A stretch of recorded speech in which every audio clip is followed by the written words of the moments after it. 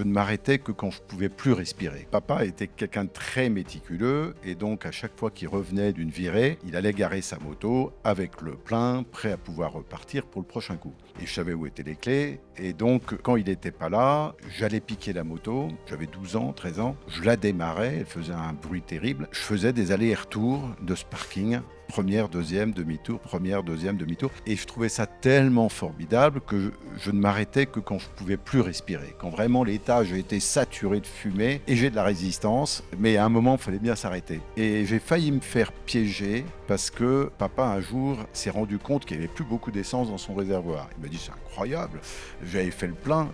Et là-dessus, moi, c'est un peu salaud.